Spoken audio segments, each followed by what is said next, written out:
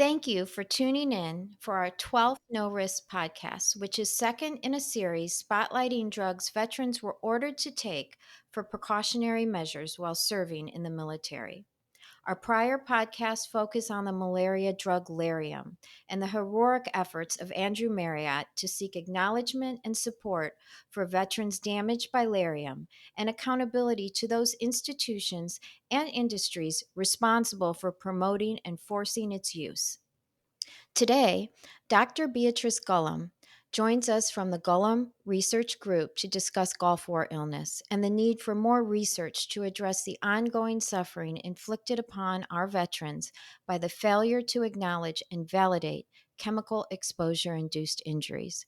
Dr. Golomb discusses the drug Cipro, which it should be noted that her research in severe and persistent multi-system injury from fluoroquinolones such as Cipro was responsible for much of the progress in seeking to limit the use of these harmful drugs. Dr. Golomb also discusses other preventative treatments and chemical agents the military were exposed to that potentially contributed to Gulf War illness, and the struggle to secure research funding to assist veterans in identifying much needed treatment options. The attitude towards Gulf War veterans has been referred to as one of the disgraces of modern medicine. This is yet another disturbing example of treatment induced harm that has been ignored and denied despite victim complaints and overwhelming suffering, in this case on behalf of our veterans. Links are provided at our website, norisk.org, for those veterans who might consider working with Dr. Golomb in her research and search for treatments for Gulf War illness. And as always, please like and subscribe to our No Risk YouTube channel so we are able to continue these conversations about treatment-induced harms.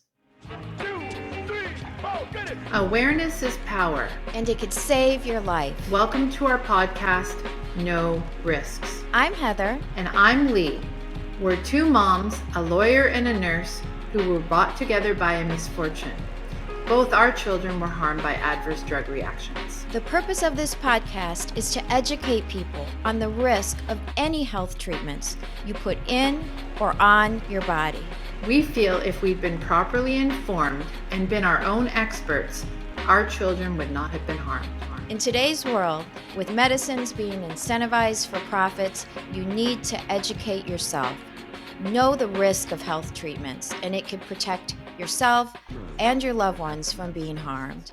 Beatrice Alexandra Golomb, MD, PhD, is the director of the Golomb Research Group. She served as a primary care doctor for a panel of veterans patients for over 15 years. Dr. Golomb is professor of medicine at the University of California, San Diego School of Medicine. She received her Bachelor's of Science in Physics, summa cum laude, from the University of Southern California at age 19. Dr. Golomb also has an MD and a PhD in biology from UC San Diego. Dr. Golomb's research interests include the balance of treatment risk and benefits, research methods and interference from evidence, and the relation of oxidative stress and mitochondrial function, bioenergetics more generally, to health, behavior, illness, environmental and medication effects, nutrition, and aging. She is best known for her work on Gulf War illness, statins, placebos, and chocolate. A number of her studies have been featured in national and international print, radio, and television media, from the New York Times, Wall Street Journal, and The Economist to Jon Stewart's Daily Show.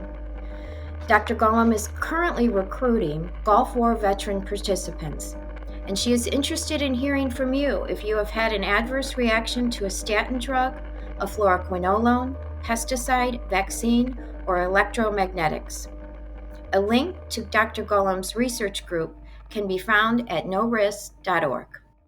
So today, just welcome Dr. Beatrice Golomb. We're so honored to have you with us today and to be able to talk with you. And, I first sort of got connected with you when I read your article on the fluoroquinolone-induced persistent multi-system adverse effects, which was really relevant to, my case with Charlie. But we're today would love to hear more about the Gulf War illness, because my understanding that also is a multi-system illness, that you've done some research on. And yeah, so welcome and thank you. And, maybe we could just start by telling our listeners, a description of the Gulf War illness, like what that is, what symptoms, and, we'll just kind of let you roll with it, if that's okay. Okay.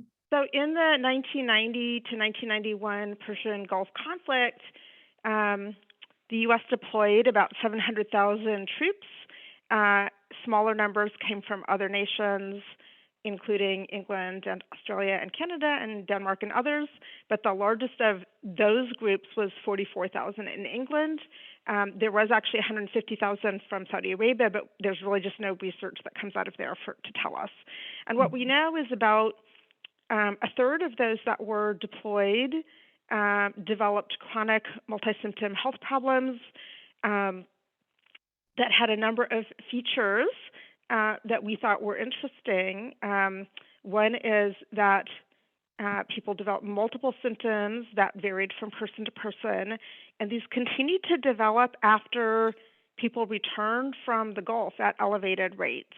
And these were focused on fatigue, muscle, and brain, domains of what are called post-mitotic tissues, which means they're mostly done dividing, that have high energy demand. The brain especially has very high energy demand. It's about 2% of the body weight. It uses half of the glucose for the whole body and about 20 to 25% of the oxygen. So it's really heavily energy demanding, and muscles are too. And these features led us to hypothesize that mitochondria were involved, but I'm getting a little bit ahead of myself. So epidemiological studies were conducted, and evidence showed that this was, there were indeed elevated rates of these health problems. There were pretty similar rates for people who were and were not deployed, of those who had symptoms in one or two of a set of domains that included things like fatigue and pain and neurological, gastrointestinal, respiratory, and sleep. But what was really striking was this radically greater number that had symptoms in 3 to 6 of those domains early on. So what was really typical of the Gulf deployed personnel was that they had more symptoms spanning more domains that were more severe than in comparator groups that were not deployed to that conflict. And it wasn't just the same as what happens in every war. Every conflict has its own special set of challenges. And historically, sometimes these include malnutrition and infectious disease and exposures of various different types. But the Gulf War was notable for an unprecedented range of new, unique, and excessive environmental exposures. And some examples of new exposures were depleted uranium was used to gird tanks and missiles for the first time, and that has both heavy metal and radioactive toxicity. Permethrin, which is a pesticide, was used to impregnate the uniforms of personnel. The anthrax vaccine was deployed for the first time in military personnel in that conflict. Botulinum toxoid vaccine was used really for the only time in that conflict. A drug called Pyridostigmine Bromide that was given as a nerve agent pre-treatment pill was used so far really for the only time in the military for nerve agent pre-treatment in that conflict. There was very heavy exposure to pesticides, including toxic kinds like organophosphates and carbamates, and also a number of people were exposed to nerve gas when we demolished a chemical munitions depot that had chemical munitions, and there were parties that had intelligence that there were chemical munitions there, but that wasn't passed to the people who undertook the demolition, and so people weren't protected from being exposed. So the DoD estimates that up to 100,000 were exposed to low levels of chemical warfare agents, which are also organophosphates, in the one episode, the Camisea Munitions Depot demolition. And the GAO, which has changed names, but I think it was the General Accountability Office or something, and now it's the Government I think it was the General Accounting Office, and now it's the Government Accountability Office, I believe. It's the research arm of Congress. They put out a report affirming concerns of many veterans that there may have been other episodes, perhaps multiple other episodes in which chemical warfare agent exposure occurred. There are many times when chemical alarms went off, and there were highly sensitive alarms, which means that they may go off for actual nerve agent, but also for other things. And there were more specific alarms that were to be used if the more sensitive alarms went off, but generally were not used. So people were exposed in a number of other episodes potentially to low-level nerve gas. So this was a setting where many, many other exposures occurred.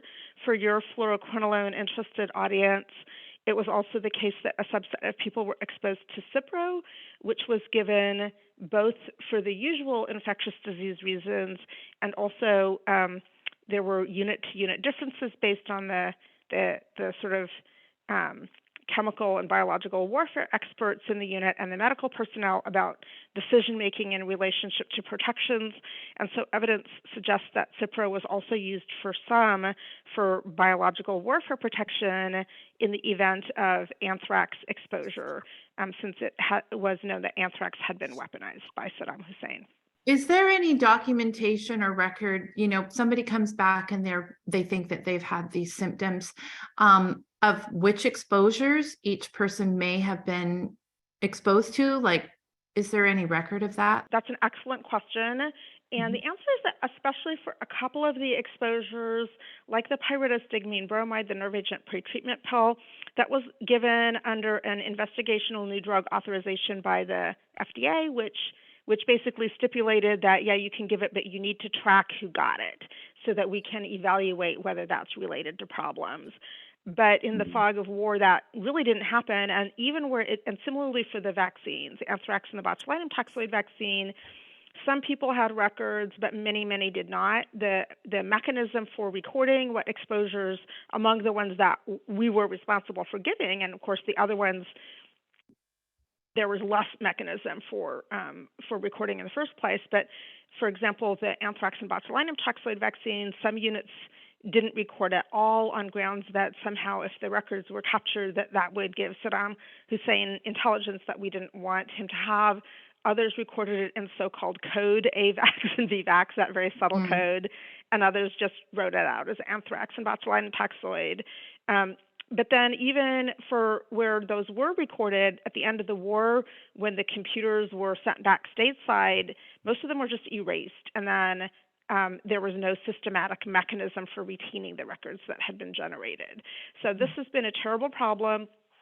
There are some people where those records are available, but we have no way to know whether, that's probably not a representative sample of those who had records. It's pretty clear that people who had more exposures, were more forward deployed, et cetera, have higher rates of problems. And based on and one would assume that some of these veterans would know, like even if there's no record, they would know some of the times that, at least with the vaccines and the medications, they would know. I don't know if they would know.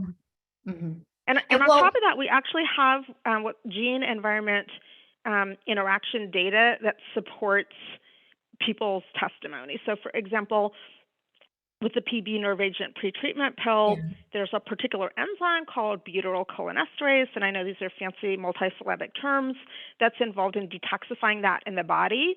And there are gene variants that are less good at detoxifying that.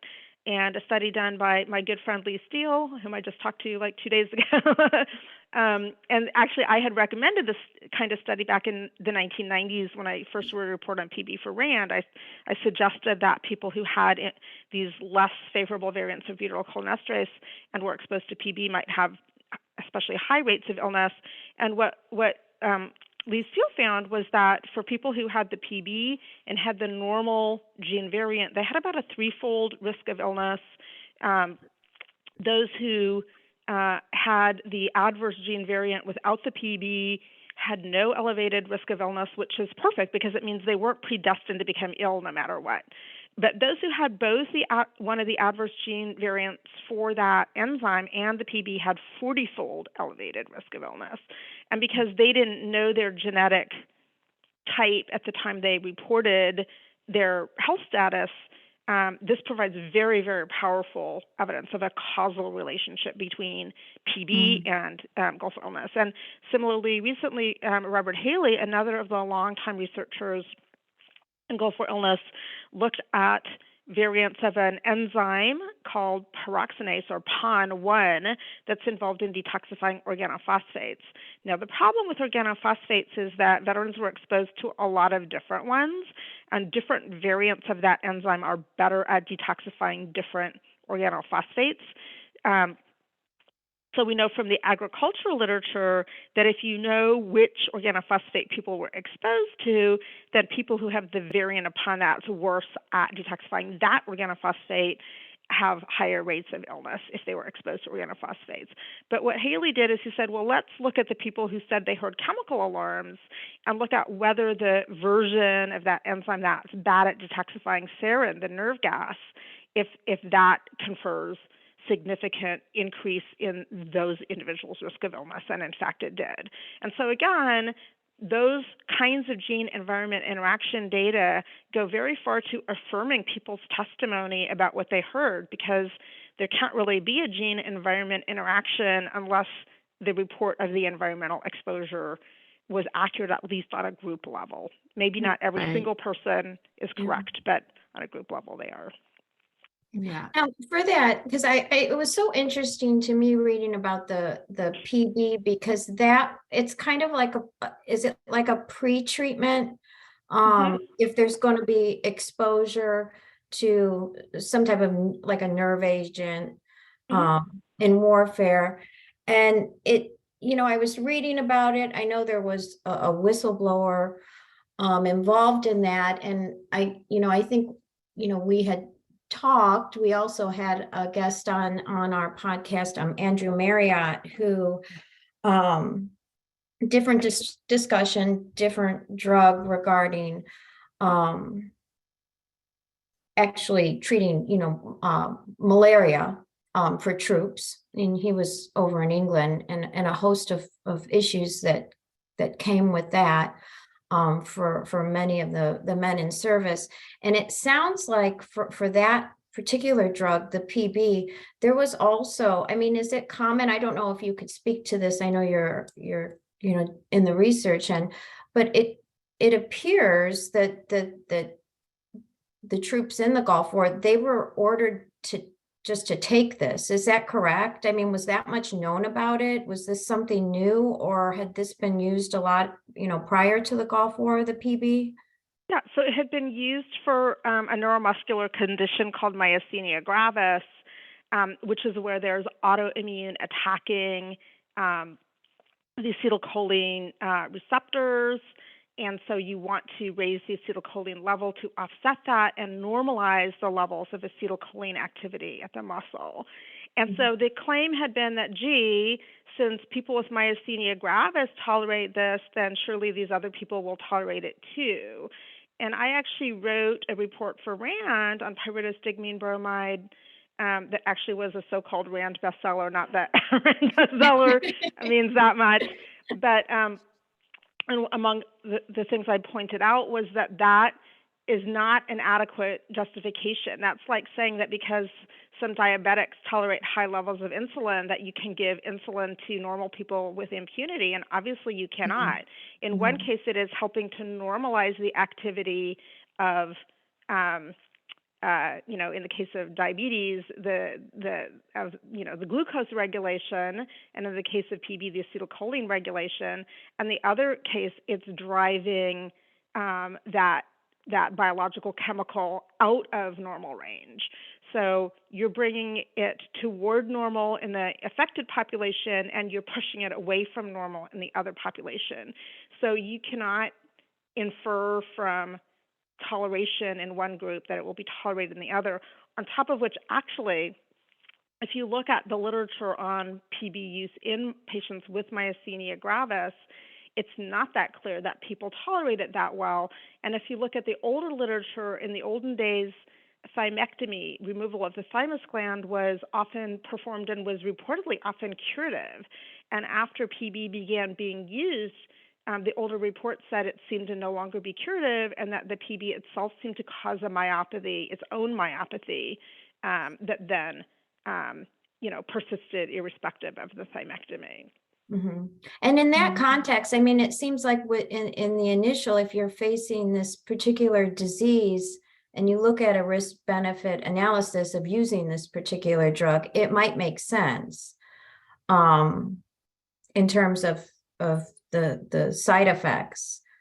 It doesn't appear in regard to the military that the troops were even aware of potential risks with this drug. And I don't know how accurate it is, but a lot of what I've read appeared to be that after exposure to the nerve agent, the drug could, because of timing issues and the life of the drug could even make it worse. Right. That was what my Reaction to the report nerve is, the gas. one that exposed. My report pointed out that for every nerve agent, with the possible exception of one called Soman, for which there had been no evidence, and there had been no evidence that Soman had been present on the battlefield.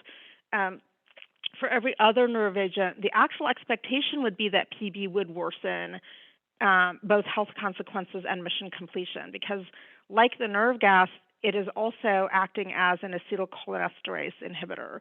So acetylcholine is that critical nerve signaling chemical that you hear about with Alzheimer's disease. It's involved in memory. It's also the nerve signaling chemical involved in muscle activity. And there's an enzyme called acetylcholinesterase that breaks it down, because you don't want excess signaling by any chemical in the body either.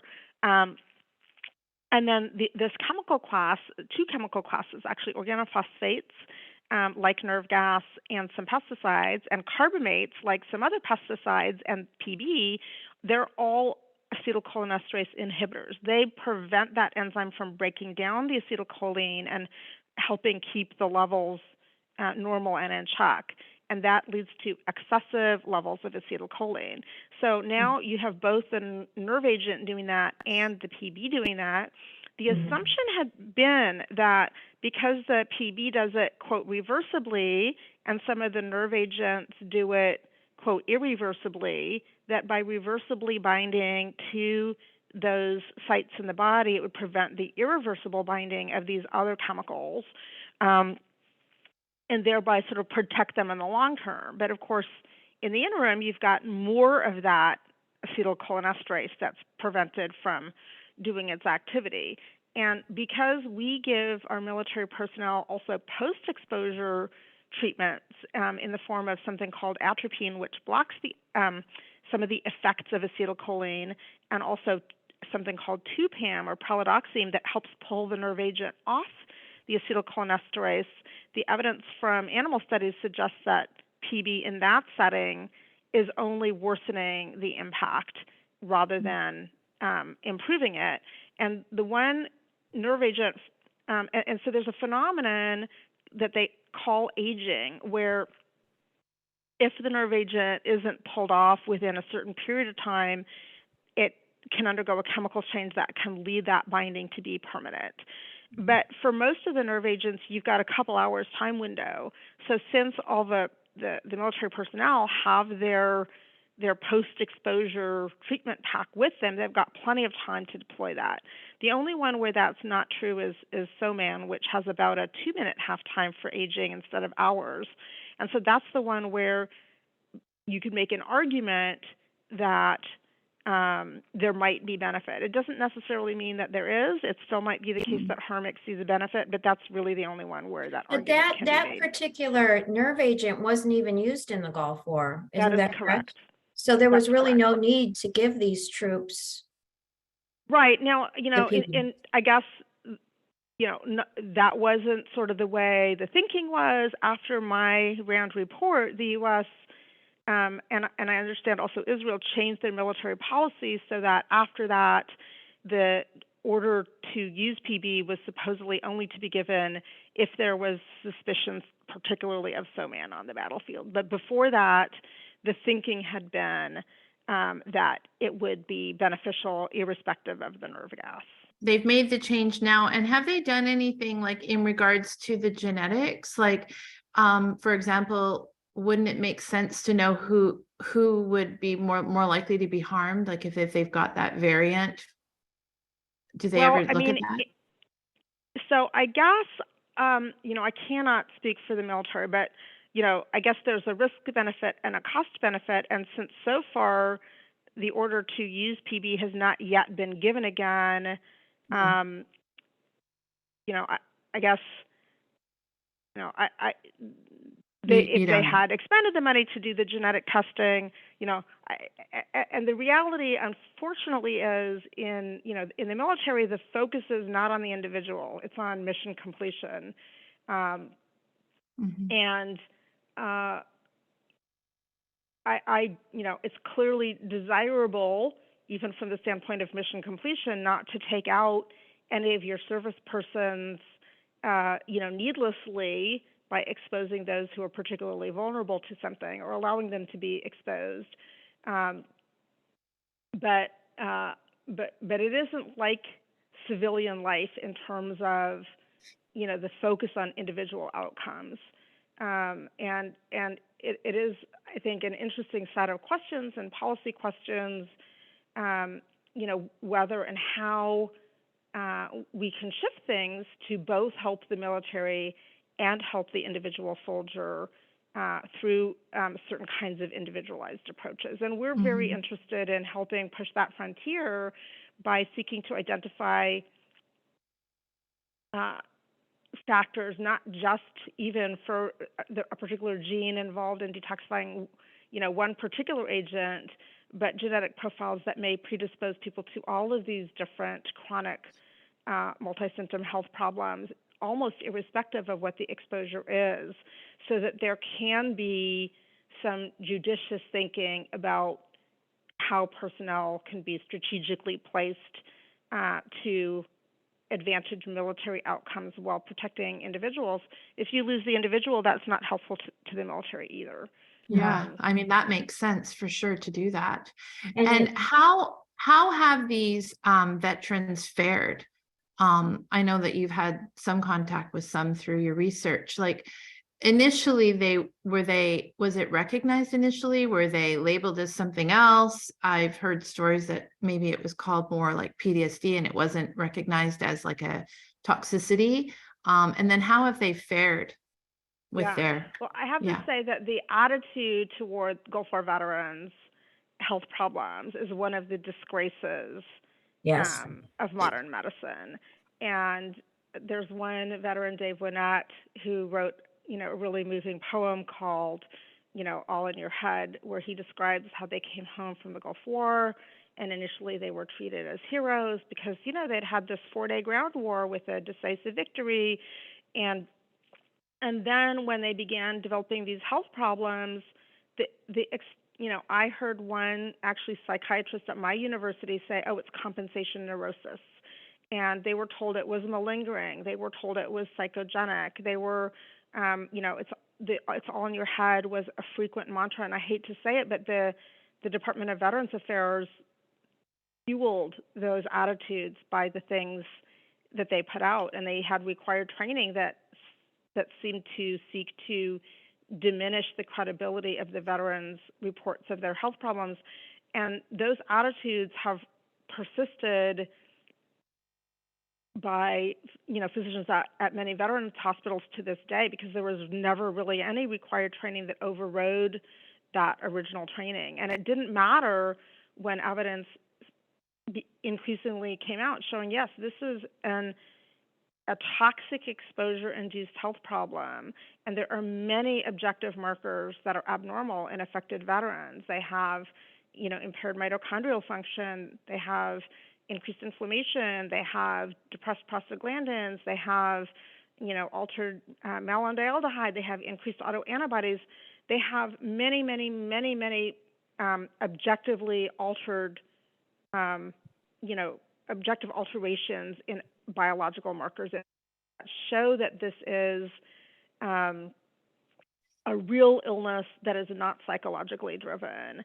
And there was a tremendous um, I guess you could say, fight both by the researchers and the veterans to try to get the VA to redirect their efforts away from trying to claim it was all stress to even conducting research to look at other possibilities. And ultimately, with the hard work of some incredible veteran advocates like Anthony Hardy, who was on the Research Advisory Committee for Gulf War Veterans Illnesses with me for a long time, and a number of other courageous veteran advocates, that Congress directed funding to go through the DoD, something called the Congressionally Directed Medical Research Program. And for the first time, physicians that were not VA physicians and researchers that were not VA affiliated could apply to engage in research. And the fantastic thing about this CDMRP, this Congressionally Directed Medical Research Program, is they involve consumer advocates as relevancy reviewers on grant proposals, which I think should always happen for medical research. I think it should always be the case that the affected population is well represented in not necessarily in judging the science, but in deciding which science is relevant to them and which they care about. And that, I think, really did a fantastic job in helping push the direction of research that was much more favorable toward helping to understand the problems of Gulf War veterans.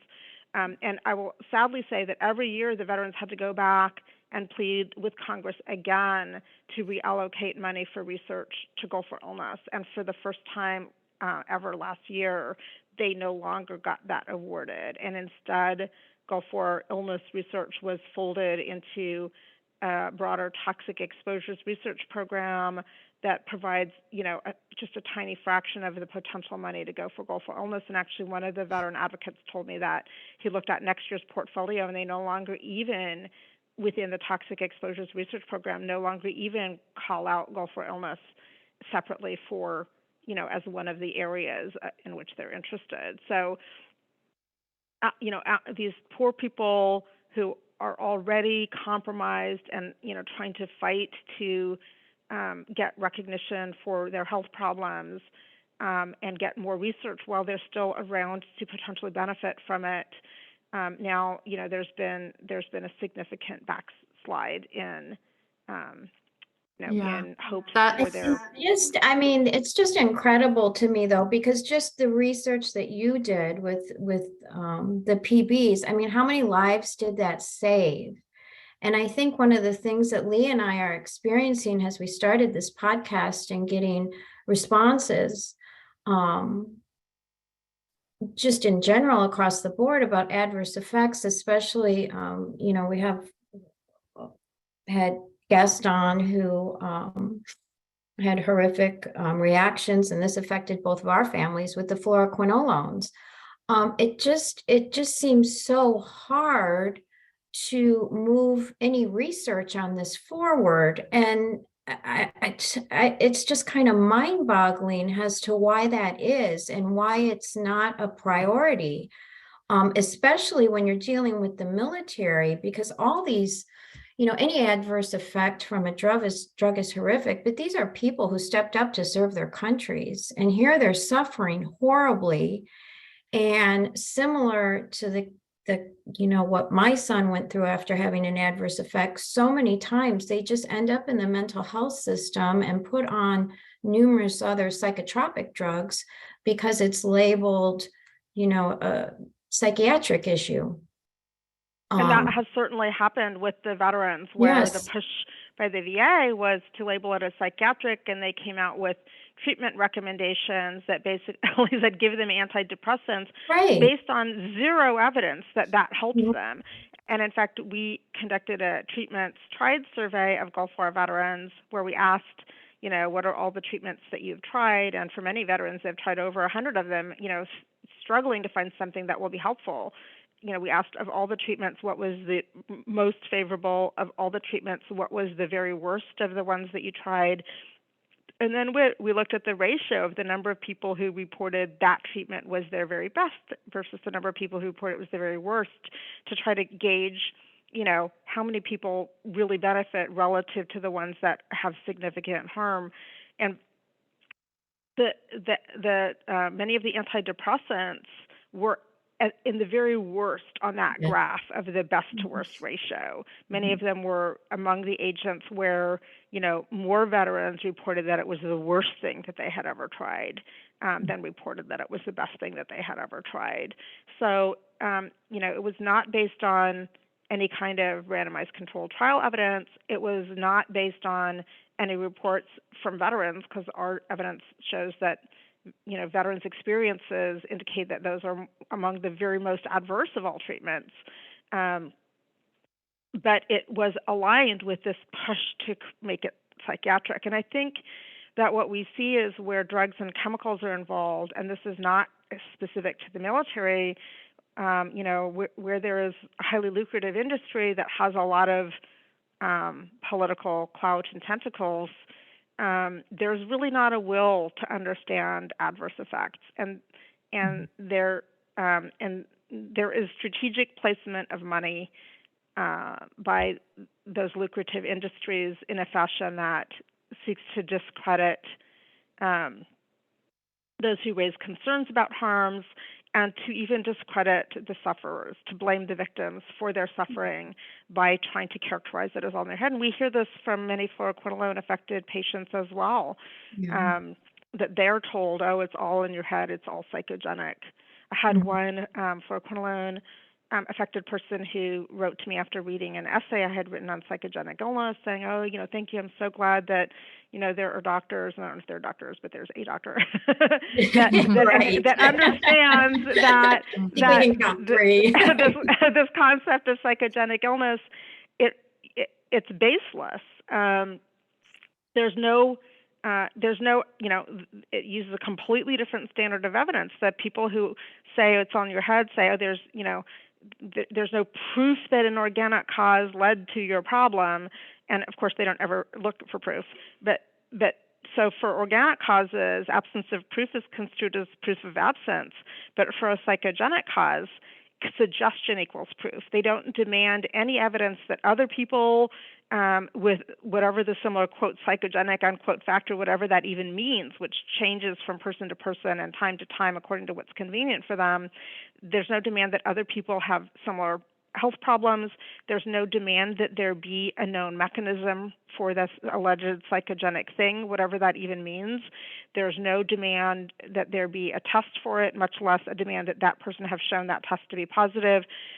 The standard of evidence for them is for a physiological cause, absence of proof is proof of absence, having not looked for proof, whereas for a psychogenic cause, suggestion equals proof.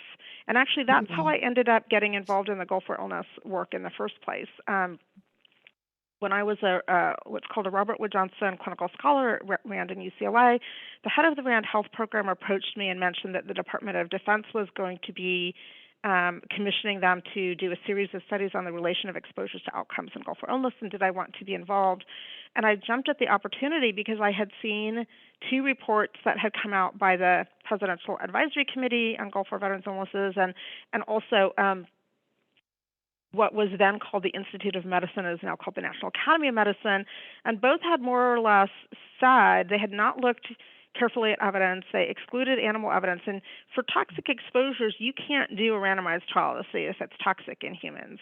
That would obviously be grossly unethical. So the only way you get high-quality evidence of causality for adverse health effects is through animal studies. And then, what they do is they say, well, we're going to exclude animal studies because they're animal studies, and there's no high-quality evidence to show there's harm. Yeah, that's because you're not even allowed to do the kinds of studies that you would deem to be high quality. So by excluding animal studies, those kinds of decisions, they predetermine what the outcome of these reports are going to be.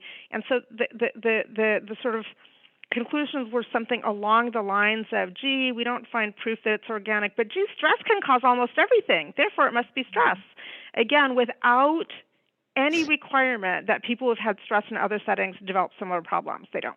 Without any requirement that it's the ones that had more stress who are more ill. And in fact, the data in Gulf War illness show that in every study that adjusts for other exposures, stress is not an independent predictor of Gulf War illness. It falls out. It is true that the people who were forward deployed have more illness. They have more of many of the different exposures, and so they may have also had more stress. But as an example, one study that looked to see which, quote, stressors, unquote, were significant, it turned out to be all the ones that were related to acetylcholinesterase inhibitors. The, quote, stress of hearing chemical alarms and having pesticides and taking TB. So they recast as stressors chemical exposure, and those were the only ones that were significant predictors of illness. So stress isn't a significant independent predictor, whereas chemical exposures are. I was just going to say, though, with the stress, and the mental health, they come up with some underlying trauma in this incidence.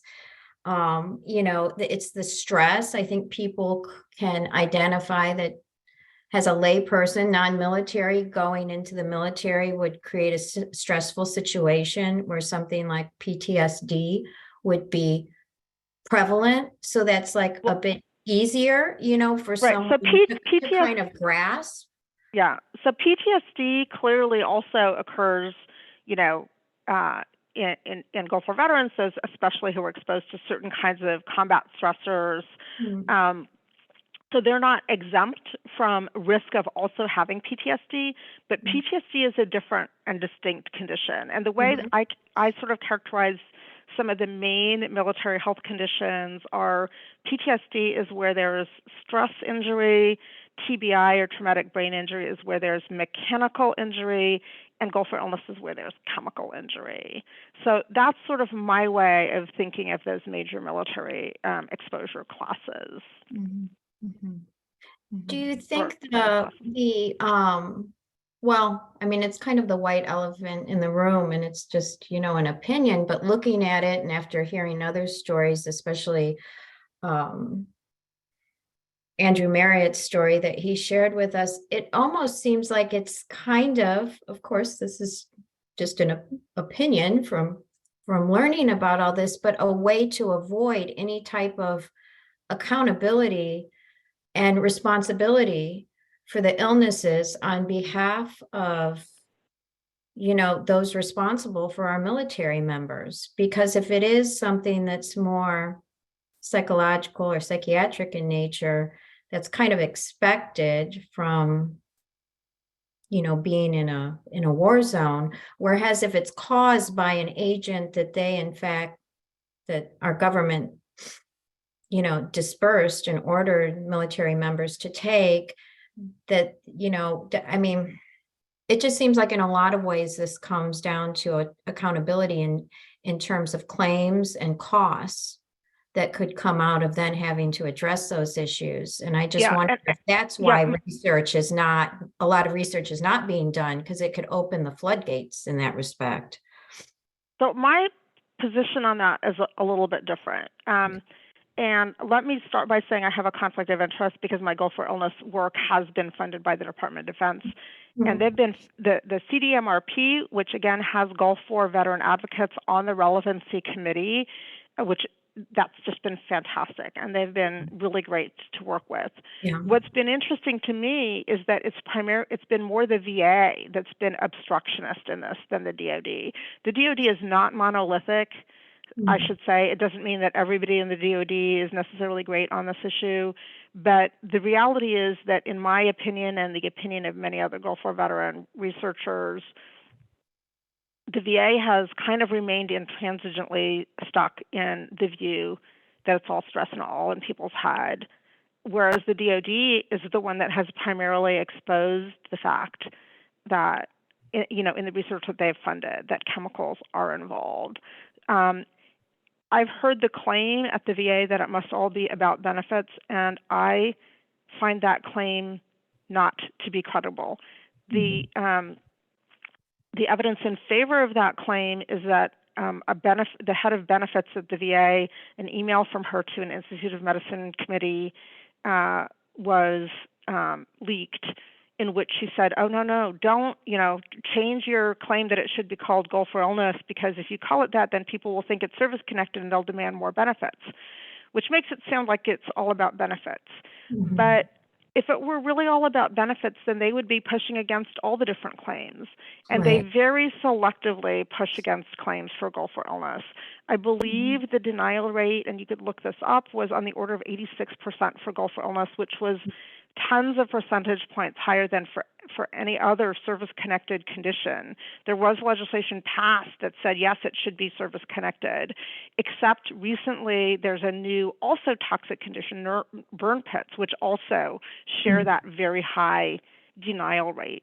So it seems to be selectively chemical acknowledgement of chemical exposure-induced injury that there is pressure against. And it seemed to me, as somebody that saw veterans as a physician at the VA, that they would not get, they would deny gulfur illness, but they practically were encouraging veterans to seek benefits with PTSD.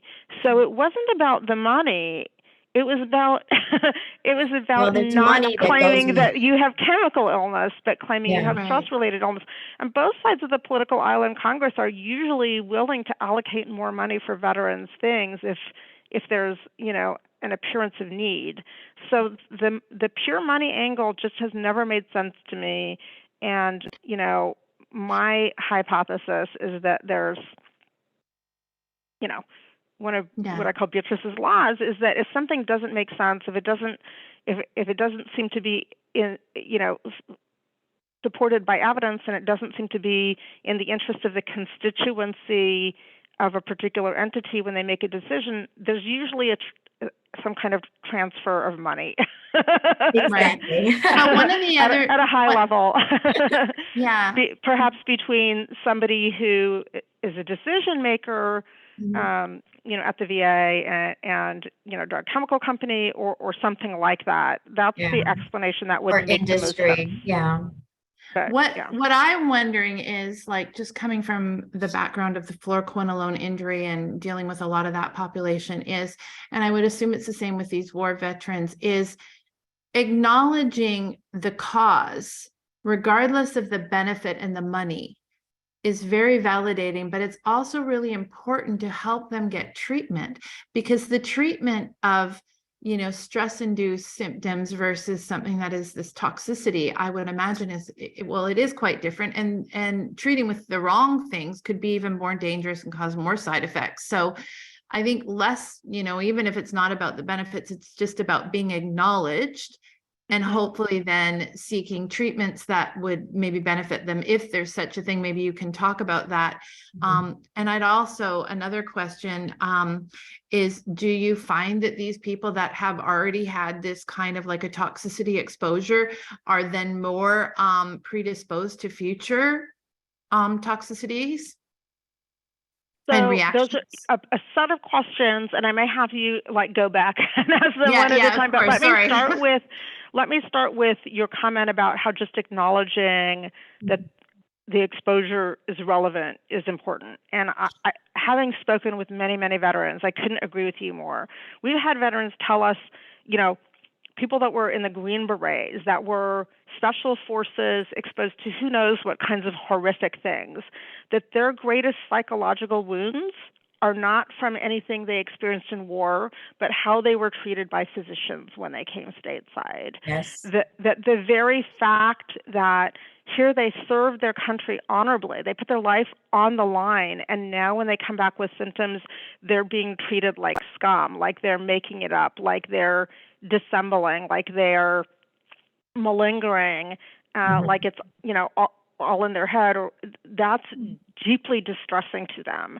And failure to acknowledge by many physicians, based on presumably ignorance by those physicians, many physicians will tell them it cannot be related to your Gulf War service, and they discount the impact of the symptoms, they discount the severity, and they discount the possibility that there could be a Gulf exposure relationship, even though there's an abundance of evidence that shows that it is. And we've had, we actually are in the middle of doing a survey right now of Gulf War veterans on the physician attitudes they've experienced, and that was motivated by comments that we had by veterans before, which indicated that those adverse attitudes by physicians have very serious implications, including loss of trust by the patient in the physician and the healthcare system, which may lead them not to come back even for needed care for other problems. So the impact of those adverse attitudes extends even beyond the condition per se. First, I want to say that you make a very, very important point, that just acknowledgement, of the cause is important, of the potential cause is important, both for validating the veteran's experience, and it's dishonoring them to dismiss their own experience with their own body, and it's dishonoring to these veterans again who nobly and valorously served their country and put their lives on the line. It is to then suggest that somehow they're responsible for they're essentially, the implication is that they're whiny complainers and that their problems aren't real. Their problems are very, very real.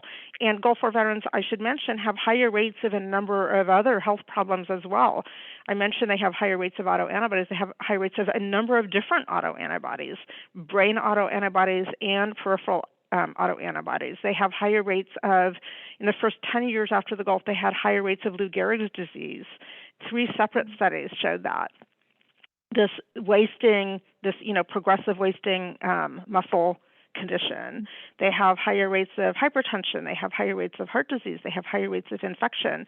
So their bodies are very affected by the set of chemical exposures in a way that drives symptoms like fatigue and cognitive impairment and muscle pain and muscle weakness that affect their everyday function, and that also affect their likelihood of having these adverse heart outcomes.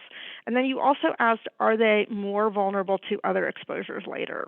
And the answer is that if you listen to veterans' testimony, many of them will say that after that initial major chemical exposure, they have a stepped progression where they may have another significant chemical exposure, and that will make them worse again. This is not necessarily something that you consistently hear across all veterans, but it is definitely something that we've heard from many veterans.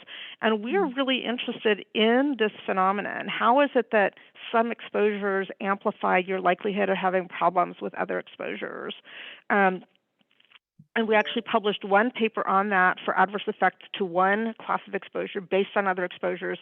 And we have 2 other papers that we've drafted. It's very hard to figure out where, how to find a home. The medical publishing system, I will say, is broken. And if you're publishing something of a different kind than people usually publish, it's often quite hard to find a place that's interested in even sending it out for peer review. But we do have papers or manuscripts that we've drafted that show that certain exposure types like pesticides and fuels and radiation exposure are tied to greater likelihood of adverse effects to subsequent exposures across broad swaths of classes. And this really makes sense if you think about it, because the exposures that damage mitochondria, it turns out that for many or most drugs or chemicals, no matter what their supposed specific mechanism of action is, much of their toxicity is not from that mechanism, but is actually mediated by mitochondrial impairment and oxidative stress. So if you've primed the mitochondria by already injuring them, then people are going to have more problems with those later exposure types. And that's what our evidence is beginning to suggest, both within the Gulf War and then more limited evidence, from after the Gulf War. And this also fits with data, by the way, on multiple chemical sensitivity, which we looked at. Gulf War veterans, specifically those who are exposed to pesticides, have 12-fold elevated odds of having multiple chemical sensitivity. There's a Japanese study that showed that patients with multiple chemical sensitivity, there's significantly greater likelihood that they have an adverse variant of the main mitochondrial antioxidant, superoxide dismutase 2. And we haven't published this, but we just looked at this in our Gulf War veteran genetic sample and found the same thing there, that this adverse variant, that so-called SOD2A16V, where there's a substitution of alanine for valine at position 16 on that chain of amino acids that make up that enzyme, that adverse variant that's less good at serving as an antioxidant in the mitochondria, the veterans that had that adverse variant were also more likely to have developed multiple chemical sensitivity. So multiple chemical sensitivity is another condition that is often scoffed at. I don't have problems when I'm exposed to,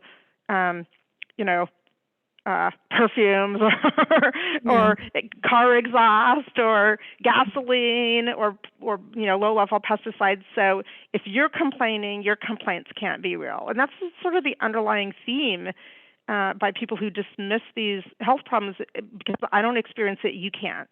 Your problems can't be real. But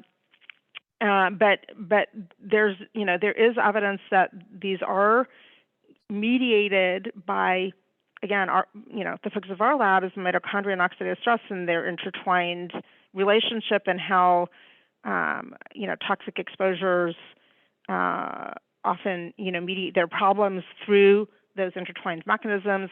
And just as you say, yes, exposure to certain toxins seems to make people more vulnerable to a range of other toxins. And there's data, so there are so-called overlap conditions, chronic fatigue syndrome, fibromyalgia, irritable bowel syndrome, multiple chemical sensitivity. Each of them are more common in people who have any of those other problems.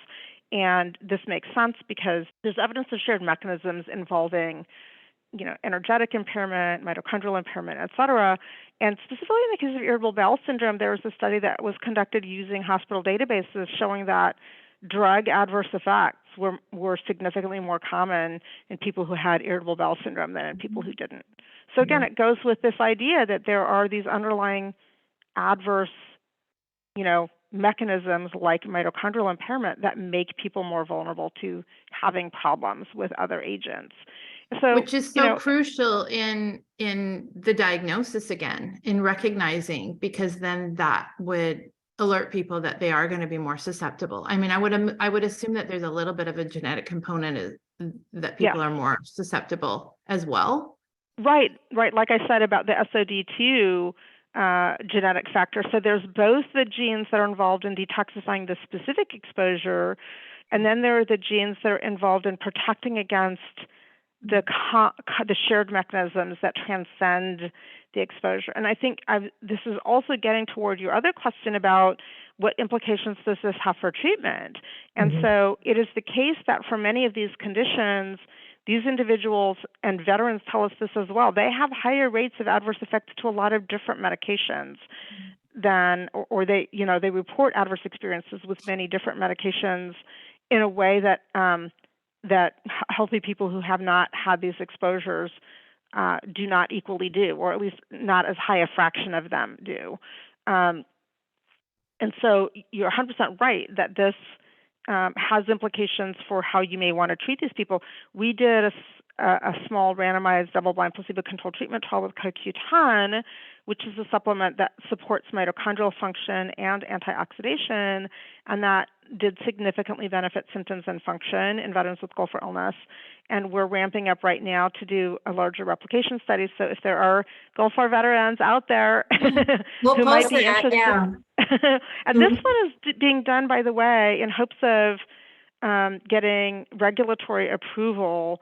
If it proves similarly favorable, this one is, dotting the I's and crossing the T's to have it hopefully be FDA approved as a treatment for Gulf War illness, so that veterans, many of whom now take CoQ10 because they find that it helps them, so that they can get that, paid for by the VA, so they can get the treatment they need because of their military experience actually covered by their medical care.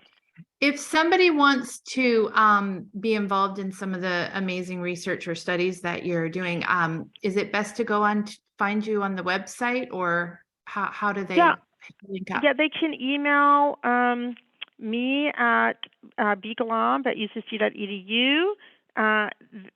Email is not always answered the same day. Yeah. I believe we have a Golomb Research Group email, I think at gmail.com, I believe. Okay. I We should can remember put these all on Perfect. our website. Right. With people can find it on our website at norisks.org, and we'll have it, on the screen here for people as well. But that's great. So if they can try and let me say, at least find out. Yeah, the two other studies right now, the other one that we're ramping up to do is a larger genetic study, which we're really excited about, looking both at the mitochondrial genetics and the nuclear genetics. And this time we're hoping to look at many different pathways in that, genetic sort of network that we think what's going on, starts with the hub of mitochondrial impairment and oxidative stress, and then that in turn causes what's called apoptosis, or programmed cell death, which triggers the inflammation and coagulation activation, and it also triggers the autoimmunity. And we think that a lot of the different stages in those processes, that people who have adverse variants, that multiple different genes will contribute to the likelihood of illness. And for all those people who say, well, how come this person didn't become ill and that person did? Their health problems can't really be real. We think this will help to account for both differences in vulnerability and also differences in the symptom profile from veteran to veteran. And then we still have this ongoing, physician, experience study, provider experience, that really seeks to capture the good as well as the bad experiences. Although I have to say that from looking at some of the surveys we've had come in so far, some of the veterans say, I haven't had any good experience. Wow, that's a shame, isn't it? It is. Those will be on your website as well, and how people can get involved. Yes. Yeah. Uh-huh. I think a lot of people that have been harmed, or a loved one, that's really important. The research is so important, and people to be involved, and hopefully that's what makes a difference, really. Yes, I hope so. I mean, it does make us sort of feel good that when we, have screened people for a different study, we found that about 30% of the veterans that were calling in were taking CoQ10, which is great, and will be a challenge for our new study because we have to have people who can be off CoQ10 to participate in the study. Hopefully they'll be randomized with 2/3 likelihood of getting Q10 in the first phase, and then everybody will be on Q10 for the second phase, so they'll all have a chance of getting active treatment. But that's great. I mean, it makes us feel happy that the previous study we did led to treatment that many veterans that's incredible. benefit from. You know what, we have just been so honored to be able to talk with you today, and I'm just looking at the time, and we probably have several more podcasts we'd like to do and topics we'd like to discuss with you, because you're just done. I know. Yeah. I have a list, Dr. Golomb, but yeah, it's important too, though. I think, if we can highlight Dr. Golomb's website and her research group, because that is just really making a difference to so many people, veterans. I know when, I think you were one of the first people I spoke with when my son passed away, regarding the fluoroquinolones. And to go back to that piece on acknowledgement, that was just so important to validate what he believed had harmed him, and to hear it from someone of your caliber, it was, it's just important. It's so important. And also your perspective on this research and really involving those harmed. I mean, it almost sounds like, especially with the Gulf War victims, it's a partnership, of seeing what's working with them. And Yes, I think it is. And I agree with you. I think really, all research of this kind should very much involve the affected parties. And there really isn't a will to study harms of lucrative products. There's probably not a will to study harms of practically anything, but I don't know how to change that. I mean, obviously there are many, products that have wonderful effects on many individuals, and the companies themselves that make those products are happy to study the benefits. And you would think that federal money, taxpayer money, would then disproportionately go to the side that industry will not fund, which is the harm side. But instead, because of the power of money, there's such pressure on those federal granting agencies against funding the work that is needed to allow people to be protected. And, it's not that any of us are anti-industry or anti-whatever. We just, it'd be wonderful if these drugs are great for a subgroup of people, for them to continue to be used. And honestly, it's possible that if there had been a will early on to look at the risk benefit, including the risk side of the equation, that we could have had a better idea of who is harmed, including by fluoroquinolones, and that could even ultimately help the industry that makes those by identifying individuals who might be able to receive them safely. But there is not a will to do that. And then, I mean, I think it comes down to like our whole premise with our podcast is just to to be aware and to always weigh the risk and benefit. And like you said, it's not like everything doesn't have a benefit. It's just you have to look at the risks and the benefit, and in a lot of cases that could be individualized. Very much so. It's not just across the map. Certain people genetically might be more predisposed, in which case it's a higher risk. We just have to look at all that. And, you've just been one of the amazing researchers that you're still, hopefully, I really hope you do get more funding to do, looking more at this, because it's really, really important. Not only more funding, just more of an awareness. And I think that's what we're trying to do in our own small way. But, you mentioned you have manuscripts just sitting there. I mean, that is such important information. And it's almost like the industry and pharmaceuticals, it's almost like it has its own agency to kind of shut out, when those groups that want to bring up anything that might, I don't want to use the word negative, but that every medicine's not right for everyone. And you would think knowing that would be the utmost priority, so you don't have all these casualties, like my son and Lee's daughter. Right. But and I wanted to ask you the question, you answer it. What do you do? I mean, how do you, I don't know what you do, but I think in our own small way, we're trying to do something by just having these discussions. And we appreciate you so much for, spending time with us today and all you do in your research group. It's just incredible. I think what you're doing is, desperately important. Raising awareness again, just as sort of we were saying, it's important to have affected individuals involved in decisions about research. It's important to hear from affected individuals. And, as pharmaceutical companies are big sources. I don't know how this works in different countries, but they're big sources of advertising for television news in the United States. And there's very entrenched involvement, with pharmaceutical and many of the mainstream media, at least in this country, and as I understand, in many other countries as well.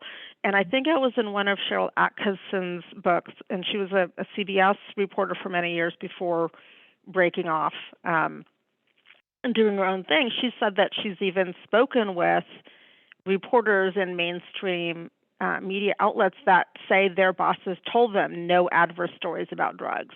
Yeah. So they're, often directly told, don't bite the hand that feeds us, and the hand that is primarily feeding them, is the source of things like advertising revenue, or in some cases, for another of the things that we're interested in studying, adverse effects of ownership of many of the media outlets as well. So, well, I hope and I pray that there's a way to raise that awareness without having it impact the result of that attitude. and that type of ignoring these type of stories, because the result is, what happened in my family. The Yes. result is devastating, and the result Yes. is sickness and death, and unnecessarily. It's treatment induced because they're not getting the proper treatment. And, I just hope there's ways that we can engage people. Hopefully people will listen and hear you and just get more awareness about this topic, because there's just got to be a way to raise awareness without having it impact you. I think right now, and I think Lee would agree with me, right now we kind of sing to the choir. We're getting so many people overwhelmed with responses, but it's all people who've been harmed. And I think Right. how do we engage those who have not yet to at least acknowledge them, and I guess that's. Well, I guess it's an important start to bring together the people that have been affected. Yes. Because they're necessarily the ones that are going to care more if they or their family have been affected, and they're probably going to have to be the parties that are the agents of change. Yes. Yeah, I agree. I think if people come together and tell their stories, and I think even just the podcasts that we've done so far, it gives people part of that acknowledgement where maybe they haven't had it before. And then, they come together and be more of a voice, and, step by step, we can hopefully make a change. Yeah. So thank you again so much, Dr. Golomb. We, this has just been a pleasure and an honor, and we look forward to doing and talking with you more on different topics. We have so many that we want to talk to you about. Right. Yes, So, we could probably keep you here all night, but. Yeah. Thank you for joining us today on this episode of No Risk. And remember, being your own expert is the best way to prevent yourself or your loved one from being harmed. And please join us for future podcasts and help support us by subscribing, providing some feedback, and of course, giving us a 5-star rating. You can also follow us on Facebook and Instagram at No Risks, and check us out on our website at norisks.org, where you can read our stories, suggest future topics, and share your stories.